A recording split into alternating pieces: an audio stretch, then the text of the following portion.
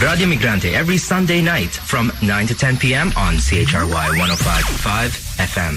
Magandang gabi po sa lahat ng nakikinig sa atin. Dito lamang sa Radio Migrante sa CHRY 105.5 FM, your leading source for diversity. Maaari nyo rin kami pakinggan sa www.chry.fm at i-click lamang ang Listen Live, Bell 5973, Rogers Digital Cable 945 o sa tunein.com sa inyong mga smartphones. No, actually web browser, sorry.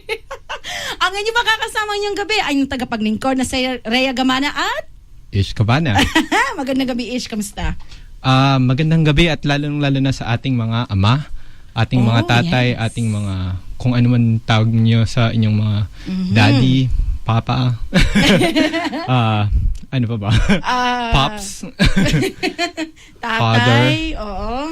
Yeah. Maligayang kaarawan po sa inyong lahat. Maligayang kaarawan. Birthday na lang lahat. Well, it's general birthday for everybody, for all the fathers that are celebrating. Happy Father's Day po. Okay, so dito po sa Radyo Migrante ay pag-uusapan natin, actually featured interview po natin ngayong gabi ay ang International Coalition on Human Rights in the Philippines. So ito pong coalition na ito ay nabuo kamakailan lang nung March at ito po ay isang human rights grassroots organization na yung advocacy po nila ay patungkol po sa human rights situation po sa Pilipinas. Mamaya po, doon po sa recorded interview na ginawa po natin kamakailan lang, ay nakausap natin si Bern Hagunos. Siya po ay ang member ng Global Council and Canada Committee of the International Coalition on Human Rights in the Philippines. Tatalakayan niya po mamaya sa buong audio interview na yon. Ano nga ba talagang ICHRP at ano ang implikasyon, ano ang magiging impact dito sa mga kababayan natin sa loob at labas ng bansa. Ang haba ata ng pangalan, no? ICHRP. Ano yun? Sabi mo, International Coalition on Human Rights in the Philippines or ICHRP. That is correct. ICHRP pagkakasagot. ICHRP, yeah.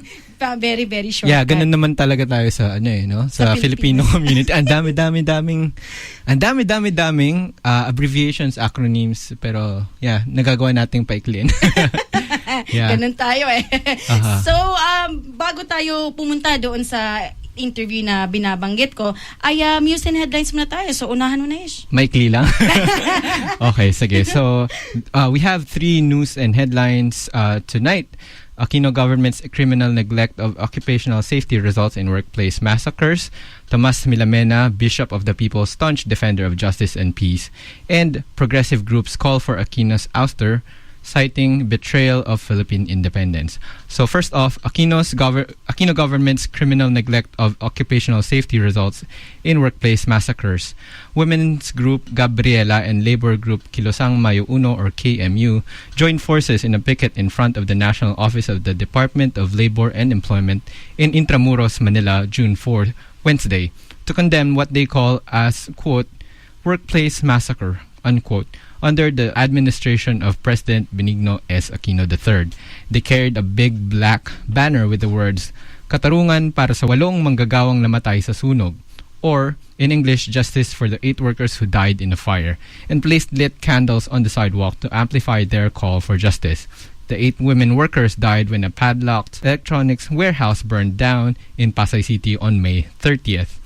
Juanito Go, the owner of the electronics shop Asia Metro Tech Incorporated, allegedly padlocked the doors of the warehouse.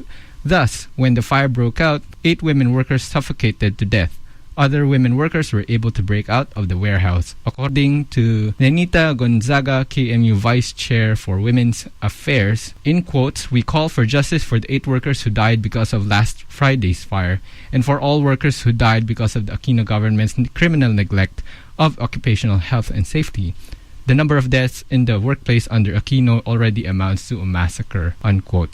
Gabriela Women's Party Representative Emmy De Jesus said, in quotes, the needless deaths and injuries of those women workers, some of whom are minors, are tragic irony to the claims of DOLE or the Labor Department Secretary Rosalinda Baldoz just a day before, that the Philippines does not violate labor rights in reaction to the Global Rights Index report, which named the country as among the worst places to work in, unquote. Ang susunod po ay Millamena, Bishop of the People, staunch defender of justice and peace. Progressive groups mourn the passing of the Most Reverend Thomas Millamena, former Obispo Maximo of the Iglesia Filipina Independiente or IFI. In a simple program at the IFI National Cathedral in Manila, leaders of progressive groups took turns paying tribute to the bishop and his commitment to the people. According to the Human Rights Grassroots Organization chairperson Marihilaw Enriquez of Karapatan, she said, in quote, Bishop Millamena was always one with us in calling on the government to act in the interest of the people, end quote. Enriquez said the late bishop was a staunch human rights defender, adding that his death is a great loss to the Filipino people and those who are struggling for genuine change. She remembered Bishop Millamena as a, quote, funny person, end quote, who would crack jokes even when they were discussing serious issues. Bishop Millamena died on June 4th due to liver cirrhosis. His remains was brought to Manila on June 11th and he was laid to rest on Friday, June 13th. And for our next news, progressive groups call for Aquino's ouster, citing, in quotes, betrayal of Philippine independence, unquote. On the 116th year of Independence Day in the Philippines, this Thursday, June 12, President Aquino flew to Naga City in Bicol, where U.S. forces recently concluded its annual Balikatan War exercise, to join the celebrations there as guest of honor. When he gave his speech in the early morning program, President Benigno Noynoy Aquino III said that Independence Day is the culmination of all sacrifices and victories of the country's heroes. He recalled that when Filipinos first raised the national flag, played the national anthem, and declared independence, they were people who held their destiny in their hands. However, in speeches in at least 3 parts of Metro Manila and in various Philippine cities, including Naga, where activists gathered, progressive groups lambasted what they called as a betrayal of the 1898 revolution under the regime of President Benigno Aquino. The betrayals have been the worst, according to different leaders of progressive people's organizations. According to Anakbayan Philippines chair Vencer Crisostomo during a program at Calao Avenue in Manila, in quotes, Aquino's idol is Emilio Aguinaldo, who sold the young Philippine Republic to the U.S. in the 1900s. But Aquino did worse than Aguinaldo because he gave away the Philippines for free and tax-free too, unquote.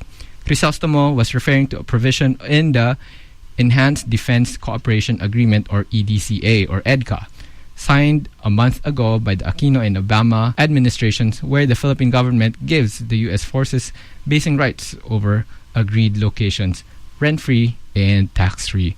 So all those which you heard are news for tonight, June 15, 2014. Do we still have time to play music, Rhea? Yes, meron tayong patutugtuging isang awitin. Ito po ay nagmumula sa Asin, Cotabato. And after the break, we'll have the full feature interview, which was an earlier recorded one. And it's about the human rights for the marginalized here on Radio Migrante. So just tuning.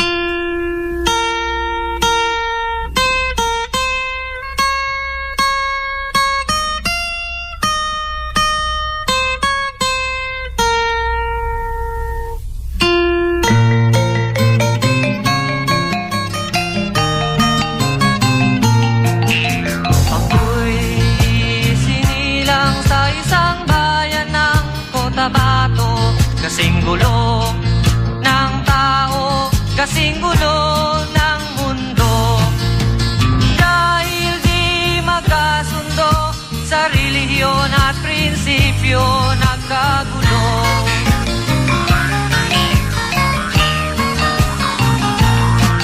Ang bayan ko sa Cotabato, kasing gulo ng isip ko. Di alam saan nang galing, di alam saan patungo. Kapatid,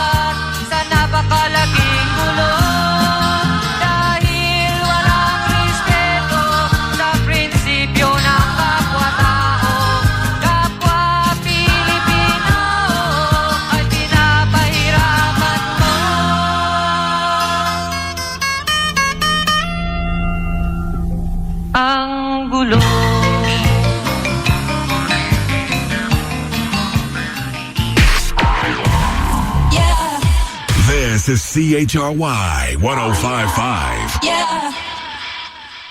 Gaya po na nabanggit namin kanina, ito na po ang ating recorded interview with Bern Hagunos ng International Coalition of Human Rights in the Philippines. Ngayong gabi po, we'll talk about what is International Coalition of Human Rights in the Philippines and what does it serve to the people overall. So, good evening, Tita Bern. Good evening. Thank you for having me here. Thank you very much. Please tell our listeners, what is ICHRP? The International Coalition on Human Rights in the Philippines, or ICHRP, is a coalition. It's a global coalition of migrant organization, churches, labor, peasants organization, human rights organization, and human rights lawyers and other organizations who are concerned about the human rights situation in the Philippines and working for peace and human rights. As I said, it's a global coalition, so it has chapters in different countries, including Canada, Australia, various European countries, the United States, in Asia, like in Hong Kong, in the Middle East, as well as in South Korea.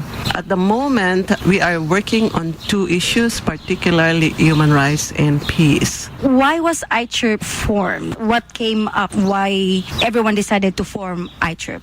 ICHRP was formed in July 2013 at the occasion of an international conference, a human rights situation in the Philippines. Those who were attending were, I'm not so sure how many countries it was, like 30 countries. There were about 200 participants coming from these 30 countries. And most of those who were there were already working on human rights advocacy related to the Philippines, particularly around issues of extrajudicial killings, but also various human rights issues. As I said, there had been already campaigns going on in different countries undertaken by these organizations. And so it was just right that there be networking among these organizations so that we can collectively respond to the different human rights issues in the Philippines.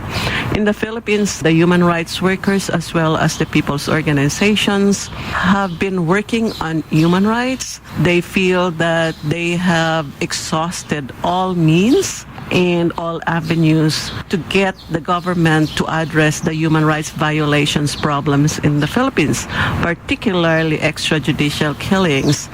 But there had been no response from the government. The government has not taken measures to, for example, end extrajudicial killing or to obtain justice for the victims.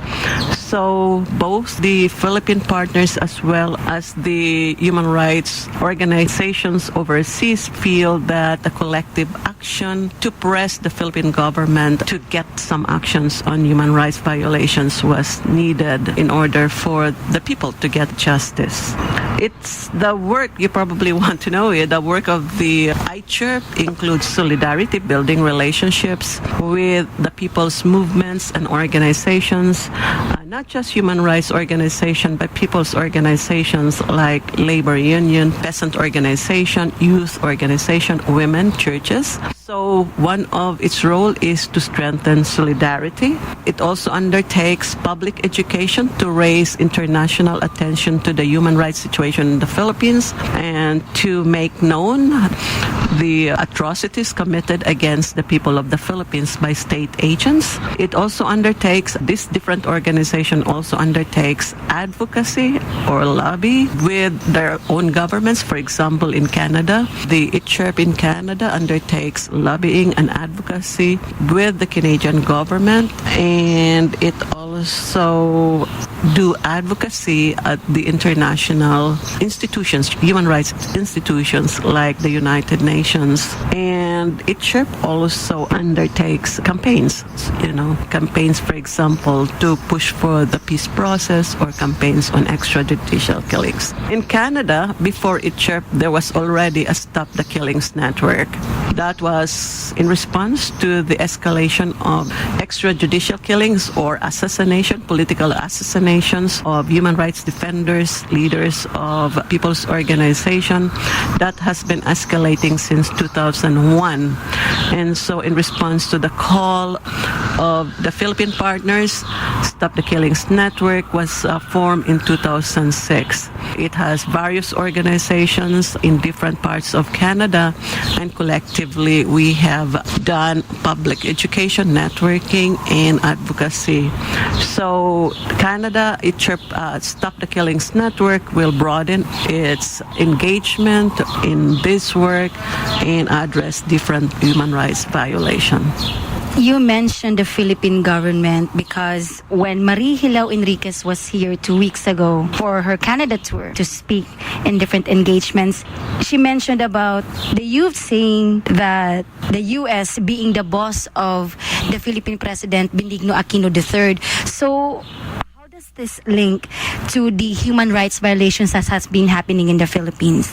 Just to unpack the word boss, because doesn't mean literal, that the U.S. government or President Obama is the boss of President Aquino. It means the relationship between the United States and the Philippines, the agreements that have been made between the United States and the Philippines, many of them historical from colonial times, as well as current ones, enable the United States to have very strong influence as well as control over the various aspects of Philippine society, including politics, Philippine economy, and other aspects of Philippine society. Now, the relationship between the human rights, kind of the imperialist relationship between the Philippines and the U.S. imperialism in the Philippines, is that in 2000, we remember 9/11, the attack on the United States. And since then, at that time, following that, then President Bush declared war on terror. In the meantime, in the Philippines, the Philippine government has always, since the beginning of time, since Marcos, even before that, as well as and through the years, the Philippine government has always adopted a military solution to the insurgency, because in the Philippines there are insurgency. One of them, the New People's Army. There are also the Moro Islamic Liberation Front. Before that, the Moro National Liberation Front. It has been going on almost 40 or 50 years now, and so the governments have always adopted a military solution, a counter-insurgency war to address the insurgency. So when the government of the United States declared war on terror, and the Philippines was among the first one, it was then Gloria Macapagal Arroyo who kind of embraced that.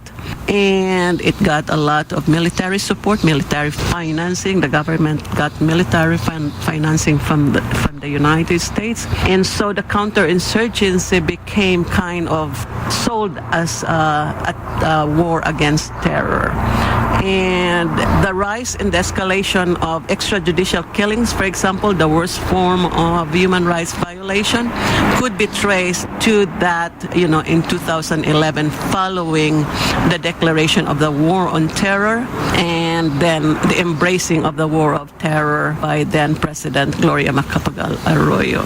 So and since then, extrajudicial killings and other human rights violations have been going on. Of course, human rights violation had been going on even before Macapagal or Aquino, President Benigno Aquino right now. The other relationship between human rights and the U.S. interest, the U.S. control over the Philippines, is around economics. We know that the United States and American corporations have a lot of interest, huge economic interest in the Philippines. And the counterinsurgency, including the present one, the operation before that, the Operation Bantaylaya, but now also the Operation Plan Bayanihan, it incorporates the economic agenda of the Philippine government. It uses the counterinsurgency war to silence the critics of the government and to eliminate opposition to the economic agenda and economic program of the Philippine government.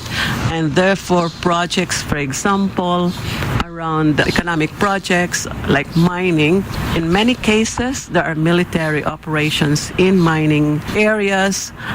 And while it is billed while these operations, military operations, are justified as counterinsurgency operations, most often it is to also use to eliminate community or terrorize the communities from resisting these development projects. So human rights violations, as many human rights organizations and even the United Nations have concluded that human rights violation, including extrajudicial killings, are the result of these counterinsurgency campaigns. Maybe in terms also, when I was speaking about the control of the U.S. over the Philippines, one of that, of course, is economics, right? Many of the policies of the Philippine government, including the administration of President Aquino, has always been aligned with the interest of the United States and its corporation, as well as other global corporations. And so when we speak about the United States or the United States government or United States corporations and other global corporations, when we say that they are the boss of President Aquino, because most often the interest of the Filipino people are subsumed, are given less consideration to the interest of global corporation as well as U.S. corporation and the interest of the United States government. Speaking of United States government, the Enhanced Defense Cooperation Agreement, or EDCA, as we know, it was signed sometime around the last week of April by President Barack Obama and President Benigno Aquino III. Marie Hilao Enriquez mentioned that over her talk here in Toronto, and she mentioned EDCA could possibly affect on the women's situation in the Philippines because there could be a projected negative effects on women. So what would be the contingency plan in order for this to be addressed? Well, regarding the effects of EDCA, or the Enhanced Defense Cooperation Agreement between the United States and the Philippines, we will see increased American troop presence in the Philippines. It's already anticipated that because of this and because of the realigning of military interest between the United States and the Philippines, there will be increased military capacity, of course, of the Philippine government, but also increased militarization, meaning more military operations in many parts of the country, including counterinsurgency operations. Women are affected by the counterinsurgency and militarization of communities. They are among the victims of the counterinsurgency operations like evacuations. They are also subjected to the human rights violations. Some of this, and this includes human rights violation, includes assault, sexual assault of women, including rape of women as a military kind of tactic, military way of intimidating the women as well as the community. Women are also affected because many of those who, for example, are arrested and detained, as well as those who are killed, are men leaders of organizations. And so, for example, the latest extrajudicial killings, 3 members of the family, the Ligeo, the family name is Ligeo, in the Cordillera region. The father was killed, two sons were killed along with him. And so the women, their wives, are widowed. And so they have to take care of their own families right now. And so they are left with the main income generator of the family, is lost. So that's one way how women are affected. In the areas where the American troops, for example, it will be like in the past, U.S. bases where the troops will be stationed. Of course, there are military trainings and military operations. It will be the base of military trainings and military operation. But the bases or the areas where they will be based will also be place for rest, we call it rest and recreation of American troops, right? And so we've seen in the past in Angeles City and in Subic Bay, the entertainment industry and the sex industry were flourishing. So women kind of driven into this kind of work. But aside from that, also many of the abuses, sexual abuses happen in this establishment. So that's one way where the women are affected. The second one is that, many children are born out of this, from this situation. And we've seen in the past that the children of American soldiers and Filipino women, they grow up without fathers because they are left there. Some are taken by their fathers or the family when they leave the country, but many of them are left behind. And so you have single mothers as well as children growing up without their father. So what are the contingency? One of the things that needs to be really looked into is the jurisdiction of the Philippine government over the areas where, let us say, because they don't call it base, but the areas where the American troops will be based. In bases, the jurisdiction is American jurisdiction. So the Philippine government has no authority over that area occupied by the American bases. So for example, crimes committed against women by troops who will be based in the Philippines, in those areas of the Philippines, will not be under jurisdiction of the Philippine judicial system.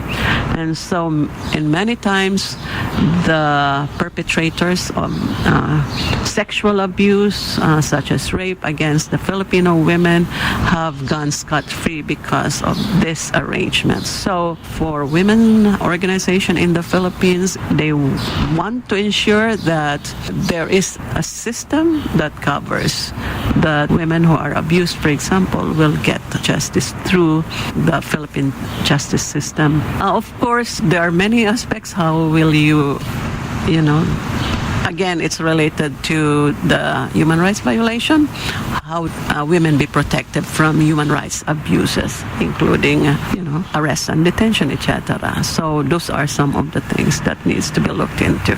The iChirp chapter here in Toronto, what are your present campaigns? There are two or more or three campaigns. One, we have been always working on extrajudicial killings.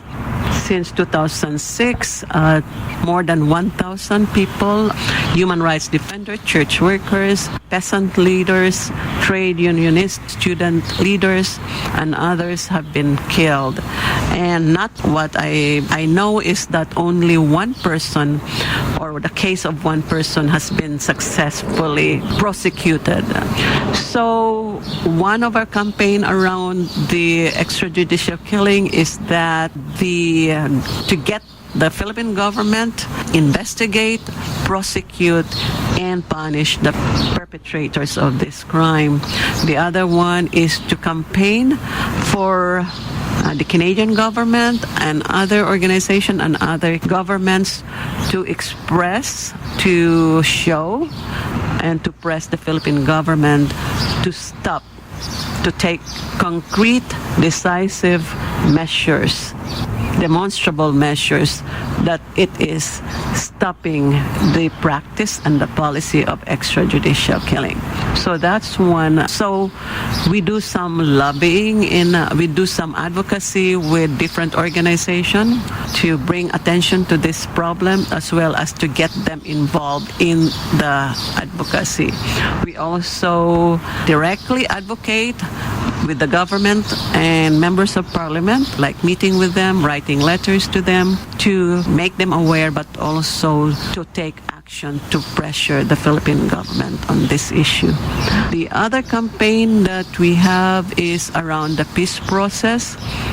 As I said, the human rights violation is the result, the consequence of counterinsurgency operations of the Philippine military in many parts of the country. And so, one of the things, the important thing that needs to be done is to get the Philippine government to stop using military solution to the problem of the internal political conflict in the Philippines, and to get the Philippine government to negotiate with the various insurgent or revolutionary movements in the Philippines. Supposedly, there has been already agreement with the Moro Islamic Liberation Front. There are some problems around that and issues around that. The peace talks and peace negotiations between the Philippine government and the National Democratic Front of the Philippines, or the NDFP, had been going on since the 1990s. They had some agreements already, an agreement on the framework, a mutually agreed framework of the talks, as well as agreement on human rights. Right now, it has been suspended. And it appears that the Aquino government is not interested and ready to get into a new peace talks with the NDFP. So in order to stop the human rights violation, including extrajudicial killing, we need to push for peace talks. So that's another campaign of ICHEP Toronto and Canada. So letter writing to the Philippine government, advocacy with the Canadian government to have it support the call for a resumption of the peace talks. Who can be a part of the International Coalition of Human Rights in the Philippines? Everybody and anybody could be part of ICHEP in Canada and the global network. Anyone who is interested in the situation in the Philippines, who is interested to work collectively with the others who are concerned about human rights in the Philippines, are very much welcome to join us in this work. In particular, we would like to invite young people, students, youth, but also other Canadians as well as Filipino, those who are in the Filipino communities in Canada, to join us. It's a huge problem.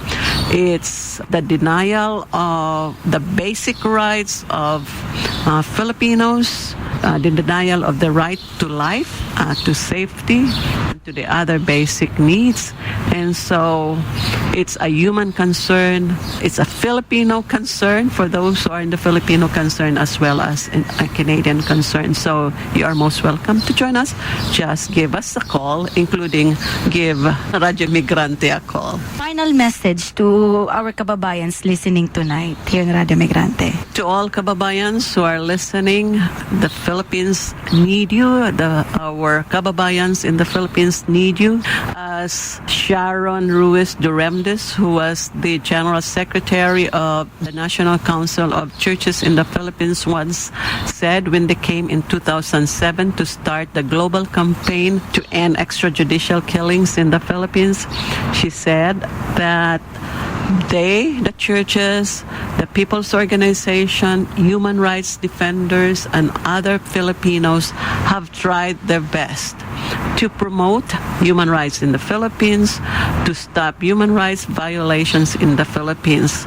But the systems in the Philippines are broken, and the government has been unresponsive to their calls for respect for the rights of Filipino people. These are our friends.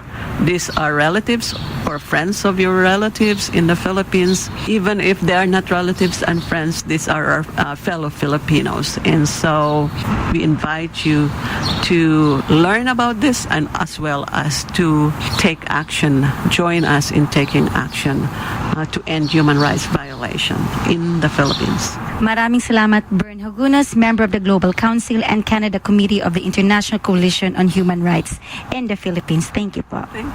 Thank you very much.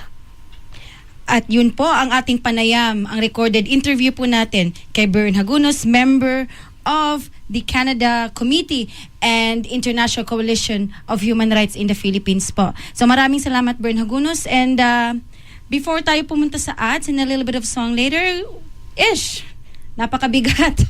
Yeah. Human rights. Mhm. No? Yeah, mabigat, pero I think what the International Coalition has done in the past, rooting from the time when it was still Stop the Killings Network, no? Malaki na yung na-contribute nila dun sa different campaigns, and it still is potent for it to grow bigger and wider and support whatever are the issues back in the Philippines. Because there hasn't been much progress in terms of the human rights record, despite the changes of government bosses. And as I recall, maganda rin yung naging resulta nung visit ng karapatan representative just recently, and there was a Canadian representative who wrote a letter to the Philippine government, si Paul Diwar, and he wrote about the concern, a grave concern of the Canadian government with the human rights record of the Aquino administration. So if people are really interested in joining the International Coalition, they should, I believe. Maraming salamat sa synthesis, Ish. Patuloy po nating subaybayan po in the later days or in the later episodes po ng Radyo Migrante. Patuloy po nating susubaybayan itong tinatawag na Enhanced Defense Cooperation Agreement at gaano ito nakakaapekto sa atin na nandito sa Canada, nasa Pilipinas ka man o sa iba't ibang sulok ng mundo. At papatugtog tayo ng isang awitin. Ito po ay nagmula kay Joey Ayala, Walang Tao sa Santa Filomena.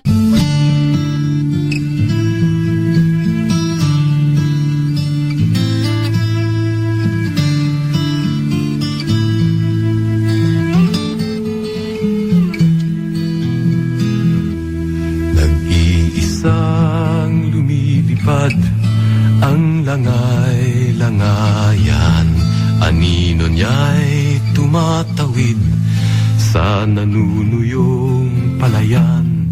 Tanging sagot sa sigaw niya ay katahimikan at kaluskos ng hangin sa dahon. Sang ikot pa huling sulyap mula sa ibabaw ng bayan. Mga kubong pinatatag ng nipa at kawayan. Paalam na ang awit ng langay-langayan. Ngunit walang nakasaksi sa palayo niyang luta. This is CHRY 105.5. And this is a reminder from Migrante. It has been over a month since mid-April when Minister Jason Kenney, Employment and Social Development Canada, declared a nationwide moratorium of the temporary foreign worker program in the food services sector. The moratorium, with the promise of a review of the program, was Kenney's response to the media expose of the TFW program in the McDonald's fast food outlets in Victoria, BC. The reaction from the public, the unions, businesses, community groups, and workers themselves has been immediate, loud, and varied in terms of positions and analysis taken. Migrante raises the call that immigration, not deportation, not a moratorium, is the right and just way to handle the program. Permanent immigration, not a nation of disposable guest workers, is the right answer to filling Canada's labor needs. Migrante calls on all its member organizations and allies in Canada to support mobilizations in your various cities on Thursday, June 19th, 2014. You can email migrantecanada@gmail.com or like Temporary Foreign Workers Support Coalition in Facebook. And lastly, want to involve yourself in an amazing radio broadcasting for the Filipino migrant community? Join the crew. Radio Migrante Collective is calling out anyone who is interested to volunteer for our weekly program. Available positions include board operator, reporter, or correspondent,